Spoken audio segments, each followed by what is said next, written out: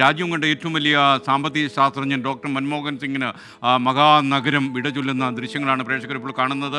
അതിവേഗം നിഗം ബോധ്ഘട്ടിലേക്ക് ഈ വിലാപയാത്ര നീങ്ങുകയാണ്. നിത്യനിദ്രയിലേക്ക് ഡോക്ടർ മൻമോഹൻ സിംഗ് പോകുന്നു. മാത്രമല്ല, ഇന്ത്യൻ ചരിത്രത്തിൻ്റെ ഏടുകളിൽ സുവർണ്ണ ലിപികളിൽ രേഖപ്പെടുത്തേണ്ട പേരായി ഡോക്ടർ മൻമോഹൻ സിംഗ് മാറുന്നു. ഡൽഹി നഗരം അദ്ദേഹം അർഹിക്കുന്ന യാത്രയപ്പാണ് നൽകുന്നത്. പൂർണ്ണ സൈനിക ബഹുമതികളോടെയാണ് രാജ്യം അദ്ദേഹത്തിന് വിടചൊല്ലുന്നത്. ഒരാഴ്ചയിലെ ദുഃഖാചരണത്തിലൂടെ രാജ്യം കടന്നു പോവുകയാണ്. ഡോക്ടർ മൻമോഹൻ സിംഗ് നമ്മൾ കഴിക്കുന്ന വസ്തുവിലും കുടിക്കുന്ന വായുവിലും പോലും ഉദാരവൽക്കരണത്തിൻ്റെ സ്വാധീനമുണ്ടാക്കിയ ഒരു പ്രധാനമന്ത്രിക്കുള്ള യാത്രയപ്പാണ് നടക്കുന്നത്. ആധുനിക ഇന്ത്യയുടെ ശില്പികളിൽ ഒരാളായി ഡോക്ടർ മൻമോഹൻ സിംഗ് മാറിയതിൻ്റെ ചരിത്രമൊക്കെ നമുക്ക് മനഃപ്പാഠമാണ്. ഇനി നമുക്കൊപ്പം KR ഗോപികൃഷ്ണൻ കൂടി ചേരുകയാണ്. പ്രിയപ്പെട്ട പ്രേക്ഷകരെ, നമുക്കൊപ്പം അതുപോലെ സെൻട്രൽ ന്യൂസ് ഡെസ്കിൽ നിന്ന് B ദിലീപ് കുമാറും, ഫ്ലോറിൽ നിന്ന് S വിജയകുമാറും, ഡൽഹിയിൽ നിന്ന് നിതിൻ അംബുജനും R അച്യുതനും, അതുപോലെ ശ്രീനാഥ് ചന്ദ്രനും കൂടി ചേരും. ഇപ്പോൾ KR ഗോപികൃഷ്ണൻ ചേരുകയാണ്. ഗോപി, ചരിത്രത്തിന് സാക്ഷിയാകുന്ന ഒരു വിലാപയാത്രയാണ് ഇപ്പോൾ ഡൽഹിയിൽ നടക്കുന്നത്. ഈ നടക്കുന്ന മനുഷ്യരുടെ മനസ്സിൽ 1000 ചിന്തകളും ഓർമ്മകളും ഉണ്ടാകും ഡോക്ടർ മൻമോഹൻ സിംഗിനെ കുറിച്ച്. ഡോക്ടർ മൻമോഹൻ സിംഗ് യാത്രയാകുമ്പോൾ ഒരുപക്ഷെ പണ്ഡിറ്റ് ജവഹർലാൽ നെഹ്റുവിനെ പോലെയോ ഇന്ദിരാ പ്രിയദർശിനിയെ പോലെയോ രാജീവ് ഗാന്ധിയെ പോലെയോ ഒരു ജനപ്രിയ നേതാവ് എന്ന മേൽവിലാസത്തിലല്ല അദ്ദേഹം ഇന്ത്യയുടെ ചരിത്രത്തിൽ അറിയപ്പെടാൻ പോകുന്നത്.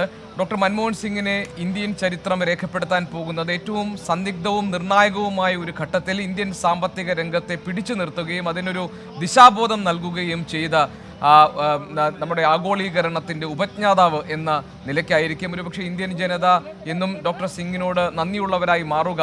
ഏറ്റവും രാജ്യം വലിയ കടക്കെണിയിലേക്കും പണ്ട് USSRനൊക്കെ സംഭവിച്ചതുപോലെ വലിയ ശിഥിലീകരണത്തിലേക്കുമൊക്കെ പോകാൻ നിൽക്കുന്ന ഒരു ഘട്ടത്തിൽ രാജ്യത്തിൻ്റെ സംരക്ഷകനായി ഡോക്ടർ സിംഗ് വന്നു എന്നുള്ളതാണ്. ആ ഘട്ടത്തിൽ വളരെയധികം വിമർശനങ്ങൾ ഡോക്ടർ മൻമോഹൻ സിംഗിന് ഏൽക്കേണ്ടി വന്നിട്ടുണ്ട്. അദ്ദേഹം കോൺഗ്രസിൻ്റെ അതുവരെ തുടർന്നിരുന്ന സാമ്പത്തിക നയങ്ങളെ വഴിതിരിച്ചു വിട്ടു എന്നതായിരുന്നു ആ കാലത്ത് അദ്ദേഹം നേരിട്ട വിമർശനം. സോഷ്യലിസത്തിൽ അടിസ്ഥാനപ്പെടുത്തിയുള്ള ഒരു സാമ്പത്തിക നയമായിരുന്നു കോൺഗ്രസ് അതുവരെ പിന്തുടർന്നത്. അത് പണ്ഡിറ്റ് നെഹ്റുവിൻ്റെ കാലം മുതൽ ഇന്ദിരാ പ്രിയദർശിനിയും ഏറെക്കുറെ അതേപോലെ തന്നെ രാജീവ് ഗാന്ധിയും അങ്ങനെ തന്നെയായിരുന്നു ആ നയങ്ങളെ പിന്തുടർന്നത്. പക്ഷേ കോൺഗ്രസ് ഔദ്യോഗികമായി രാഷ്ട്രീയമായി ഈ നയ വ്യതിയാനത്തെക്കുറിച്ച് പ്രഖ്യാപിക്കാതെ ഡോക്ടർ സിംഗ് സ്വന്തം നിലയ്ക്ക് ആ കാര്യങ്ങളിൽ തീരുമാനമെടുക്കുകയും അത് കോൺഗ്രസിനകത്ത് വലിയ വിമർശനങ്ങൾക്ക് ഇടവരുത്തുകയും ഒക്കെ ചെയ്ത ഒരു കാലം ഡോക്ടർ സിംഗിനുണ്ടായിരുന്നു.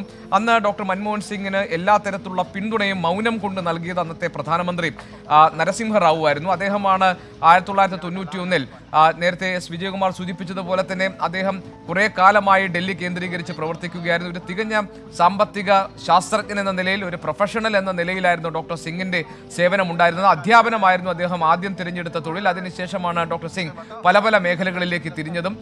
പിന്നീട് അദ്ദേഹത്തെക്കുറിച്ചൊരു പുസ്തകത്തിൽ പറയുന്ന പോലെ അദ്ദേഹം ഒരു ആക്സിഡന്റൽ പ്രൈം മിനിസ്റ്റർ, ഒരു ആകസ്മികമായി പ്രധാനമന്ത്രി പദത്തിലെത്തിയ ആളായിരുന്നു ഡോക്ടർ സിംഗ് എന്ന് പറയുമ്പോൾ അദ്ദേഹം തന്നെ അതിനെ തിരുത്തിയത് ഞാൻ ഒരു ആക്സിഡന്റൽ ധനമന്ത്രി കൂടിയായിരുന്നു, ഫിനാൻസ് മിനിസ്റ്റർ കൂടിയായിരുന്നു, അങ്ങനെ ആകസ്മികമായാണ് താൻ ധനമന്ത്രി ആയത് എന്ന് ഡോക്ടർ സിംഗ് പറയുമായിരുന്നു. യഥാർത്ഥത്തിൽ നരസിംഹറാവു ഡോക്ടർ മൻമോഹൻ സിംഗിനെ ഏറ്റവും ദുഷ്കരമായ ഒരു ദൗത്യം ഏൽപ്പിക്കുമ്പോൾ അദ്ദേഹത്തിൻ്റെ മനസ്സിൽ ഈ രാജ്യത്തിന് സാമ്പത്തിക ഭദ്രത ഒരുക്കാൻ പാകത്തിലുള്ള പുതിയ നയരൂപീകരണത്തിന് പുത്തൻ ആശയങ്ങൾ ദൃഢതയോടുകൂടി നടപ്പാക്കാൻ പ്രാപ്തിയുള്ള ഒരാൾ ആണ് മൻമോഹൻ സിംഗ് എന്ന ബോധ്യം നരസിംഹറാവുവിന് ഉണ്ടായിരുന്നു എന്ന് പറയാം. തുടക്കത്തിലെ വലിയ വിമർശനങ്ങൾ നേരിട്ടിരുന്നു. അതിനുശേഷം പിന്നീട് പ്രതിപക്ഷ രാഷ്ട്രീയ പാർട്ടികളുടെ വിമർശനങ്ങൾ ഉണ്ടായി. അതോടൊപ്പം തന്നെ സ്വന്തം പാർട്ടിയിൽ നിന്നും മുറുമുറുപ്പുണ്ടായി. വളരെ കുറച്ച് ആളുകളുടെ മാത്രം പിന്തുണയിലാണ് ഡോക്ടർ സിംഗ് തൻ്റെ ആശയങ്ങൾ നടപ്പാക്കാൻ തീരുമാനിച്ചത്. പക്ഷേ പിന്നീട് അദ്ദേഹം എടുത്ത പല തീരുമാനങ്ങളും ആ സന്ദിഗ്ധ ഘട്ടത്തിൽ അനിവാര്യമായ തീരുമാനങ്ങളായിരുന്നു, അതല്ലെങ്കിൽ ഏറ്റവും ബുദ്ധിപരമായി എടുക്കാൻ കഴിയുന്ന തീരുമാനങ്ങളായിരുന്നു എന്ന് ബോധ്യപ്പെട്ടിട്ടുണ്ട്. അങ്ങനെയാണ് ആ ഘട്ടത്തിലാണ് ഡോക്ടർ സിംഗ് പറഞ്ഞത്, history will be kind to me than any other media. ഏതൊരു മാധ്യമത്തെക്കാളും ചരിത്രം എന്നോട് ദയ കാണിക്കും എന്ന് ഡോക്ടർ സിംഗ് പറഞ്ഞു. അങ്ങനെ ചരിത്രത്തിൻ്റെ കണ്ണിലൂടെ നോക്കുമ്പോൾ ഡോക്ടർ സിംഗ് അന്ന് വലിയ വിമർശനങ്ങൾക്ക് വിധേയമാവുകയും വലിയ ആക്രമണങ്ങൾക്ക് വിധേയമാവുകയും ചെയ്ത ആ തീരുമാനങ്ങളൊക്കെ തന്നെ ശരിയായിരുന്നു എന്ന് ബോധ്യപ്പെടുകയാണ്. ഞാൻ നേരത്തെ പറഞ്ഞതുപോലെ ഒരു ജനകീയ നേതാവിൻ്റെ അല്ലെങ്കിൽ ഒരു ജനപ്രിയ നേതാവിൻ്റെ പ്രതിച്ഛായ ഡോക്ടർ സിംഗിന് ഉണ്ടായിട്ടില്ല. കാരണം അദ്ദേഹത്തിന് ലോക്സഭയിലേക്ക് ഒരു മത്സരത്തെ നേരിട്ട് ജയിച്ചു കയറാൻ കഴിഞ്ഞിട്ടില്ല. അദ്ദേഹം മത്സരിച്ച സൗത്ത് ഡൽഹിയിലാണ്. അവിടെ അദ്ദേഹം ഏതാണ്ട് 30,000 വോട്ടുകൾക്ക് തോൽക്കുകയും ചെയ്തു. അതിനുശേഷം അദ്ദേഹം ആസാമിനെ പ്രതിനിധീകരിച്ച് തുടർച്ചയായി 33 വർഷം രാജ്യസഭയിലായിരുന്നു ഡോക്ടർ സിംഗിൻ്റെ സേവനം ഉണ്ടായിരുന്നത്.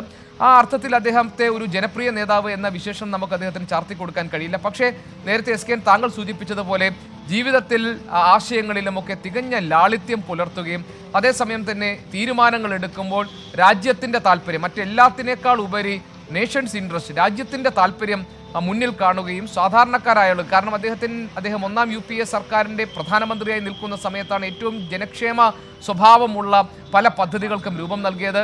വിപ്ലവകരമായ തീരുമാനമായിരുന്നു വിവരാവകാശ നിയമം എന്നുള്ളത്. ഭരണരംഗത്തെ സുതാര്യത ഉറപ്പാക്കാൻ ഈ രാജ്യത്തെ സാധാരണക്കാരായ പൗരന്മാർക്ക് ഭരണത്തിൻ്റെ നടപടിക്രമങ്ങൾ എന്തൊക്കെ തീരുമാനങ്ങൾ എടുക്കുന്നു എന്ന് അറിയാനുള്ള അവകാശം നൽകുന്നതായിരുന്നു ആ വിവരാവകാശ നിയമം.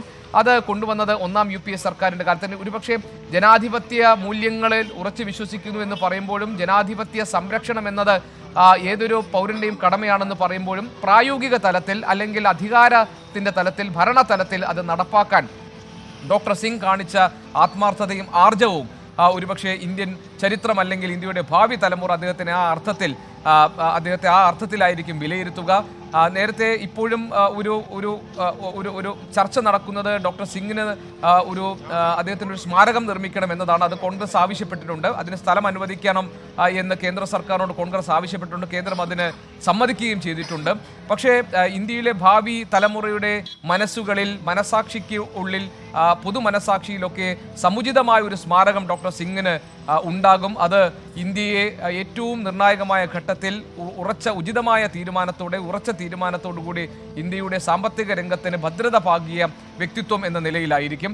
2 വട്ടം തുടർച്ചയായി അദ്ദേഹം പ്രധാനമന്ത്രിയായി ഒരു ടേം പൂർത്തിയാക്കി വീണ്ടും തൊട്ടടുത്ത ടേമിൽ പ്രധാനമന്ത്രിയാകാൻ കഴിഞ്ഞത് അദ്ദേഹം പണ്ഡിറ്റ് നെഹ്റുവിന് ശേഷം രണ്ടാമത് ഡോക്ടർ മൻമോഹൻ സിംഗിനാണ്. ഒരുപാട് വിമർശനങ്ങൾ, രാഷ്ട്രീയ വിമർശനങ്ങളും ഡോക്ടർ സിംഗ്, അഗ്നി പരീക്ഷകളും ഡോക്ടർ സിംഗിന് നേരിടേണ്ടി വന്നിട്ടുണ്ട്. അതിൽ പ്രധാനപ്പെട്ട ഒന്നായിരുന്നു രണ്ടാം UPA സർക്കാരിൻ്റെ കാലത്തുണ്ടായ അഴിമതി ആരോപണങ്ങൾ. ആ അഴിമതി ആരോപണങ്ങളിൽ രണ്ടാം UPA സർക്കാർ ആടി ഉലഞ്ഞപ്പോൾ അതിൻ്റെ ക്യാപ്റ്റനായി നിന്ന്, അതിൻ്റെ നേതൃത്വത്തിൽ നിന്ന ഡോക്ടർ സിംഗിനും ആ അഴിമതിയുടെ ആരോപണങ്ങൾ നേരിടേണ്ടി വന്നിട്ടുണ്ട്. ഒരിക്കലും പക്ഷേ വ്യക്തിപരമായി അദ്ദേഹത്തിന് കളങ്കിതനാണ് എന്ന തരത്തിലായിരുന്നില്ല. ആ സർക്കാരിന് നേതൃത്വം കൊടുത്തയാൾ എന്ന നിലയിലായിരുന്നു ആരോപണത്തിൻ്റെ ചീളുകൾ ഡോക്ടർ സിംഗിന് മേലും വന്നു പതിച്ചത്.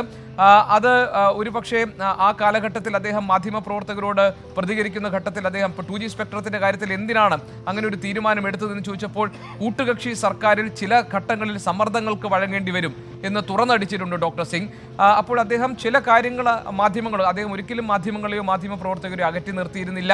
ജനാധിപത്യത്തിലെ അതിൻ്റെ ജീവവായുവാണ്, പ്രാണവായുവാണ് അതിലെ സുതാര്യത എന്ന് ഡോക്ടർ സിംഗ് വിശ്വസിച്ചിരുന്നു. ഒരുപക്ഷെ പ്രകടനപരതയിൽ ഒട്ടും വിശ്വസിക്കാതെ ലാളിത്യത്തിൽ വിശ്വസിക്കുകയും ആവശ്യമാകുന്ന ഘട്ടങ്ങളിൽ കാര്യങ്ങൾ തുറന്നു പറയാൻ മടിക്കാതിരിക്കുകയും ഉറച്ച തീരുമാനങ്ങൾ ഉറച്ച ബോധ്യത്തിൽ നിന്ന് എടുക്കുകയും ആ തീരുമാനങ്ങളിൽ ഉറച്ചു നിൽക്കുകയും ചെയ്യുന്ന ഒരു വ്യക്തിത്വം ഡോക്ടർ സിംഗിനുണ്ടായിരുന്നു. അദ്ദേഹം ഒരു പാവ പ്രധാനമന്ത്രിയാണെന്നും സോണിയാഗാന്ധിയുടെ ആജ്ഞാനുവർത്തിയാണെന്നും അദ്ദേഹം ഒരു മൗനി ബാവയാണ് എന്നുമൊക്കെയുള്ള അദ്ദേഹത്തെ വ്യക്തിപരമായി അധിക്ഷേപിക്കുന്ന തരത്തിലുള്ള വിമർശനങ്ങൾ ഉണ്ടാകുമ്പോഴും ചെറിയ ചിരി മൗനത്തിൽ ഒളിപ്പിച്ചുകൊണ്ടായിരുന്നു ഡോക്ടർ സിംഗ് ആ ഘട്ടങ്ങളിലൊക്കെ പ്രതികരിച്ചിരുന്നത്.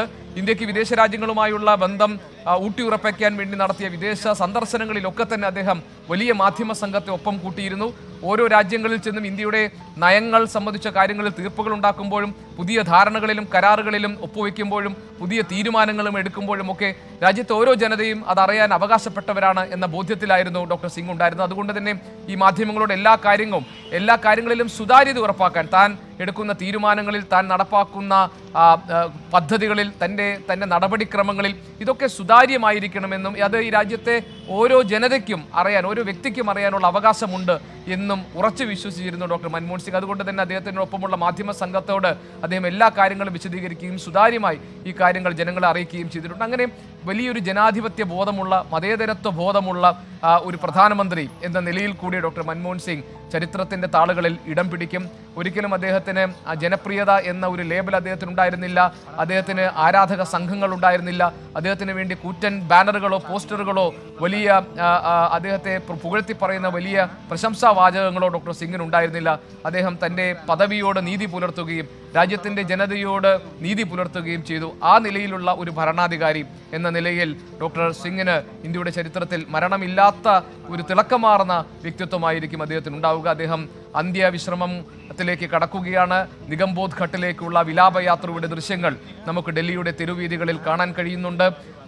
ഈ വിലാപയാത്രയിൽ ഡോക്ടർ സിംഗ് നമ്മുടെ ജീവിതത്തിൽ നിന്ന് മൺമറയുമ്പോഴും അദ്ദേഹം നടത്തിയിട്ടുള്ള, രാജ്യത്തിന് വേണ്ടി നടത്തിയിട്ടുള്ള സേവനങ്ങൾ എക്കാലത്തും സ്മരിക്കപ്പെടും എന്ന് നമുക്ക് ഉറപ്പിച്ചു പറയാം.